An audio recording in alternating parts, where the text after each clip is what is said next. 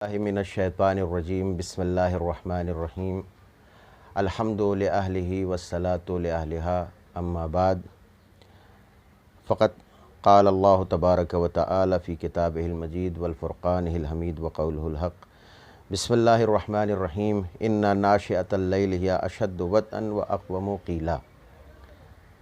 ناظرین کرام and my viewers, میں آپ سب کی خدمت پہ سلام عرض کرتا ہوں اور دعا کرتا ہوں کہ ماہ مبارک رمضان میں آپ سب کی عبادتیں اور اطاعتیں مورد قبول واقع ہوں اور پروردگار ہماری دعاؤں کو قبول کرے، ہماری عبادتوں اور اطاعتوں کو قبول کرے، اور باقی ماندہ جو ایام ہیں اس میں انشاءاللہ اللہ ہمیں بہترین توفیق دے عبادت کی۔ حضرات، آپ کے سامنے حاضر ہوں چند منٹ کے لیے، اور یہ چھوٹے چھوٹے موضوعات ہیں جس میں کچھ باتیں آپ حضرات کی خدمت میں عرض کرنا ہے۔ آج کا میرا موضوع نماز شب سے متعلق ہے، جس کو عربی زبان میں صلاۃ اللیل کہتے ہیں، لیکن اس سے پہلے میں کچھ باتیں آپ کی خدمت میں عرض کر دینا چاہتا ہوں کہ عبادت اور اطاعت اس کا اپنا خاص درجہ ہے، اور اتنا بڑا درجہ ہے کہ اللہ نے اس کے لیے فرمایا وَمَا خَلَقْتُ الْجِنَّ وَالْإِنسَ إِلَّا لِيَعْبُدُونِ، کہ میں نے انسانوں اور جنات کو پیدا ہی نہیں کیا مگر یہ کہ وہ میری اطاعت کریں۔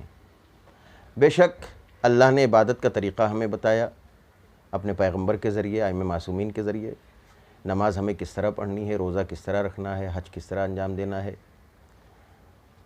یہ ساری عبادتیں ہیں، لیکن ان ساری عبادتوں میں نماز شب کا اپنا مرتبہ ہے، یا یوں کہوں کہ رات میں اٹھ کر عاشق جب اپنے معشوق سے گفتگو کرتا ہے تو اس کا خاص اپنا مرتبہ ہے، اور اللہ یہی چاہتا ہے کہ بندہ کچھ وقت ایسا نکالے کہ جس میں وہ ہو، تنہائی ہو اور خدا کی ذات ہو، اس کی گفتگو ہو اور اللہ سے گفتگو ہو۔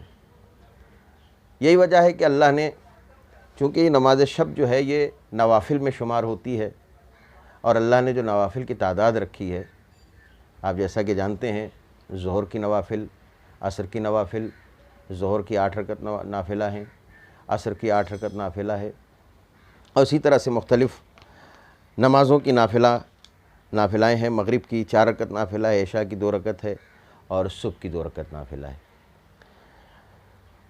اس کے علاوہ 11 رکعت جو نماز شب ہے، جس کا بڑا مرتبہ ہے اور بہت اہمیت ہے، انشاءاللہ میں اسٹیپ بائی اسٹیپ، درجہ بدرجہ اس کی وضاحت آپ کی خدمت میں پیش کروں گا۔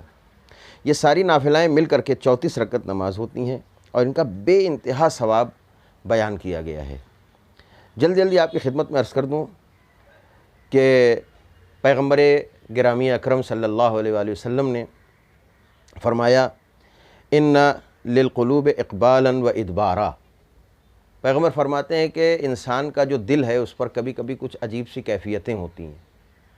کبھی کبھی اس کی کیفیت ایسی ہوتی ہے کہ وہ بہترین طریقے سے چاہتا ہے کہ وہ عبادتیں کرے، زیادہ سے زیادہ نمازیں پڑھے، روزہ رکھے، ایسی کیفیت انسان کے دل پر ہوتی ہے۔ تو پیغمبر وہاں فرماتے ہیں فَإِذَا أَقْبَلَتْ، جب تمہارا دل بہت زیادہ عبادتیں کرنے کا چاہے تو ایسی صورت میں اپنے نوافل کو بڑھا دو، زیادہ نمازیں پڑھو، زیادہ عبادتیں کرو۔ وَإِذَا أَدْبَرَتْ، اور جب تمہارا دل عبادت کی طرف نہ جائے فَعَلَيْكُمْ بِالْفَرِيضَةِ، تو تم کم سے کم واجب نمازیں ادا کر لو۔ تو عزیزان گرامی، ہم دیکھتے ہیں کہ واجب نمازوں کا جو ثواب ہے اس کو اللہ نے معین کر دیا ہے، لیکن جو مستحب نمازیں ہیں اس کا ثواب اللہ نے معین نہیں کیا ہے۔ کیوں؟ خاص طور سے نماز شب، اس لیے کہ انسان جو کام والنٹیرلی کرتا ہے، رضاکارانہ طور پر جو کام انجام دیتا ہے، تو پھر اس کی اہمیت کئی گنا بڑھ جاتی ہے۔ واجب وہ کام ہے جسے نہ چاہتے ہوئے بھی انسان کو کرنا ہے، مگر مستحب وہ کام ہے کہ جو انسان کے اوپر فرض نہیں کیا گیا ہے، کرے تو اچھی بات ہے، نہ کرے کوئی مسئلہ نہیں ہے، مگر اس کے باوجود بھی انسان اس کام کو انجام دیتا ہے، تو ایسی صورت میں اس مستحبات کا اور اس کا ثواب کئی گنا بڑھ جاتا ہے، جس کا ہم اندازہ نہیں لگا سکتے ہیں۔ اب آئیے پہلے یہاں سے ہم گفتگو شروع کریں کہ نماز شب کے لیے پروردگار عالم نے کس طریقے سے قرآن کریم میں جو آیتیں ہیں جو شب کی عبادت اور تنہائی کی طرف دلالت کرتی ہیں کہ انسان تنہائی میں اٹھے، گوشہ نشینی کرے، اپنے رب سے ملاقات کرے، اپنے رب سے گفتگو کرے اور اس کی قربت کو حاصل کرے۔ مثال کے طور پر اللہ فرما رہا ہے سورہ زاریات کی آیت میں، یا اس سے پہلے جو میں نے خطبے کے بعد جو آیت پڑھی جس میں اللہ فرما رہا ہے ان ناشئۃ اللیل ہی اشد وطئا واقوم قیلا، سورہ مزمل کی 6 نمبر آیت ہے۔ سورہ مزمل ہی کی اور آیتیں بعد میں آئیں گی انشاءاللہ، کہ جس میں اللہ فرما رہا ہے بے شک رات کا اٹھنا نفس کی پامالی کے لیے بہترین ذریعہ اور ذکر کا بہترین وقت ہے۔ آپ ذرا اندازہ کریں، نماز شب کا جو وقت ہے وہ ظہر سے کچھ منٹ پہلے کا ہے، معاف کیجیے گا فجر سے کچھ منٹ پہلے کا، یعنی اس طریقے سے پڑھی جائے کہ فجر کی نماز سے ملا دی جائے۔ اور یہ وہ وقت ہوتا ہے جب انسان بہترین نیند کی آغوش میں ہوتا ہے۔ انسان چاہے سوتا رہے، اس کا نفس اس کو سونے پر آمادہ کر رہا ہے، مگر ایک مرتبہ اس نے اپنے نفس کی بات نہیں سنی، بلکہ اپنے نفس کو کچل کر، اپنے نفس کی مخالفت کر کے وہ اٹھا، وضو کیا، اس نے گوشہ تنہائی میں مصلی عبادت بچھایا اور نماز شب پڑھنا شروع کیا۔ تو یہاں قرآن یہ کہتا ہے کہ یہ نماز شب جو قربت خدا کا بھی ذریعہ ہے، اس نماز شب کے ذریعے انسان اپنے نفس کو پامال کر سکتا ہے اور بہترین ذکر کر سکتا ہے پروردگار عالم کا۔ عزیزان گرامی، اب آئیے آگے بڑھتے ہیں۔ اللہ فرماتا ہے ان المتقین فی جنات وعیون، یقیناً متقین جو ہیں وہ جنتوں میں ہیں اور جنت کی بہترین نہریں متقین کے لیے ہیں۔ اس کے بعد کی آیتیں وہ آخذین ما آتاہم ربہم، جو ان کا رب انہیں دیتا ہے اس کو یہ لے لیتے ہیں۔ انہم کانوا قبل ذالک محسنین، یہ تو پہلے سے ہی نیکوکاروں میں ہیں۔ کون؟ جو متقین ہیں۔ اب یہاں پر ایک صفت متقین کی قرآن نے بیان کی، کانوا قلیلا من اللیل ما یہجعون، یہ وہ لوگ ہیں جو رات میں سوتے کم ہیں، عبادت زیادہ کرتے ہیں۔ توجہ فرمایا آپ نے، تقوی کی ایک پہچان یہ ہے کہ رات میں انسان سوئے کم اور عبادت زیادہ کرے۔ اس کے بعد وبالاسحار ہم یستغفرون، اور سحر گاہی میں، سحر کے وقت اٹھ کر کے یہ متقین وہ ہوتے ہیں جو اللہ سے اپنے لیے استغفار طلب کرتے ہیں۔ توجہ فرمایا آپ نے، یعنی اس وقت کی عبادت کا مرتبہ کیا ہے، منزلت کیا ہے۔ اب آئیے میں ایک اور آیت پڑھتا ہوں، سورہ آل عمران کی 17 نمبر آیت۔ یہ جو میں نے آیتیں پڑھی سورہ زاریات کی، یہ 15، 16، 17، 18 نمبر آیت تھیں۔ اب آئیے دیکھتے ہیں کہ اللہ سورہ آل عمران کی آیت میں کیا کہتا ہے۔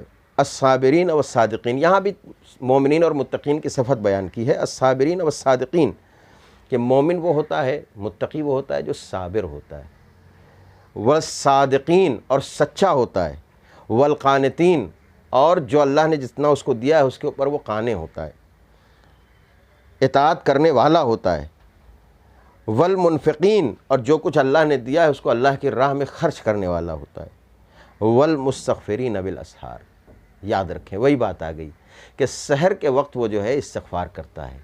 کون؟ جو مومن ہے، متقی ہے، پرہیزگار ہے، جو عطا کرنے والا ہے، جو اللہ نے اس کو دیا ہے اس پر خرچ کرنے والا ہے۔ اس کی سب سے بڑی پہچان اور آخری پہچان یہ ہے کہ وہ سحر گاہی میں اٹھتا ہے اور اپنے رب کے حضور ہاتھوں کو بلند کر کے نماز شب پڑھتا ہے اور اپنے لیے اور اپنے مومنین کے لیے استغفار طلب کرتا ہے۔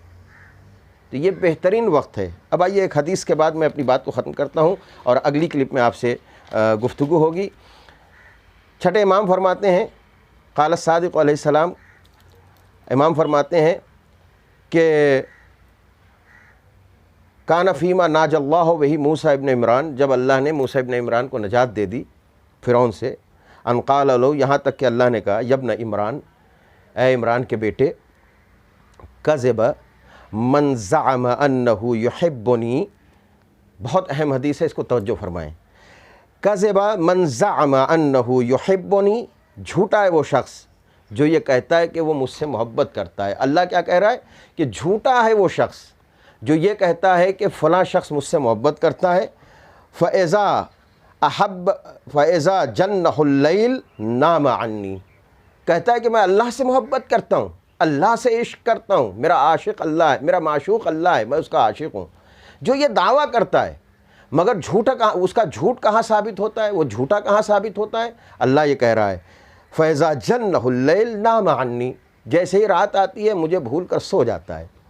أَلَيْسَ كُلُّ مُحِبٍّ يُحِبُّ خَلْوَةَ أَبِي، کیا ہر چاہنے والا، ہر عاشق، ہر محب اپنے حبیب کو چاہتا نہیں ہے کہ تنہائی میں اس سے گفتگو کرے، کچھ تنہائی کا وقت اس کے ساتھ گزارے۔ عزیزان گرامی، اللہ یہ چاہتا ہے کہ ہم کچھ پل تنہائی کے اس کے ساتھ گزاریں، اس کو یاد کریں، اپنی باتیں اس تک پہنچائیں، اس سے گفتگو کریں، اس کی معرفت حاصل کریں، اور یقیناً وہ تنہائی کا وقت نماز شب کے وقت سے بہتر کوئی وقت نہیں ہو سکتا، کہ جب پوری دنیا سناٹے کے عالم میں ہوتی ہے، اس سناٹے کو چیر کر ایک شخص بستر سے بلند ہوتا ہے، وضو کرتا ہے، مصلی بچھاتا ہے، اور اپنے رب کے حضور گڑ گڑا کر استغفار کرتا ہے، اس سے گفتگو کرتا ہے۔ اور یہی اللہ ہم سے چاہتا ہے۔ کہتا ہے اے موسیٰ ابن عمران، یعنی چھٹے امام فرماتے ہیں کہ کہہ دو اس سے کہ وہ جھوٹ بول رہا ہے، کہ جو کہتا ہے میں اللہ سے محبت کرتا ہوں لیکن تنہائی میں وہ اللہ سے گفتگو نہیں کرتا، تھوڑی دیر کے لیے تنہائی نہیں اختیار کرتا ہے کہ وہ اپنے رب سے گفتگو کرے۔ عزیزو، یہ سب سے بہترین طریقہ ہے۔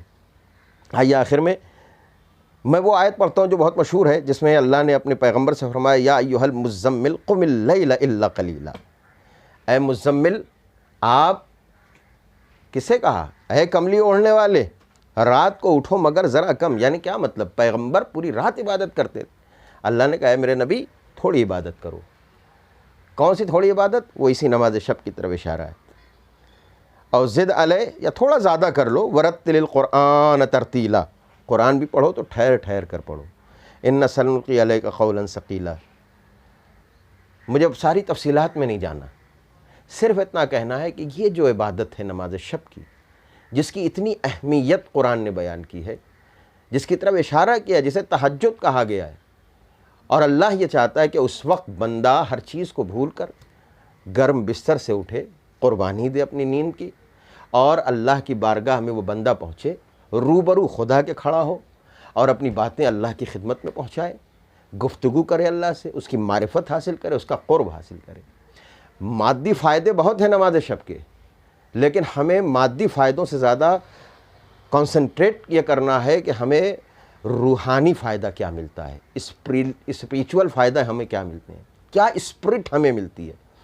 میٹرلزم یا میٹرلسٹک ہونا الگ چیز ہے، اور اسپریچول یا اسپریچولزم ہونا الگ چیز ہے۔ تو آئیے، آج ہم نے یہ دیکھا کہ قرآن کریم میں کس طرح سے اللہ نے نماز شب کی دعوت دی ہے، رات میں جاگ کر عبادت کرنے کی دعوت دی ہے۔ آئیے آخر میں دعا کرتے ہیں، پروردگار ہمیں توفیق دے کہ ہم رات کی تنہائی میں کھڑے ہوں اور اپنے رب سے گفتگو کریں اور اس کی معرفت حاصل کریں، اور نماز شب کو جیسا رب چاہتا ہے اس طریقے سے ادا کر سکیں۔ والسلام علیکم ورحمۃ اللہ وبرکاتہ، وآخر دعوانا ان الحمد للہ رب العالمین۔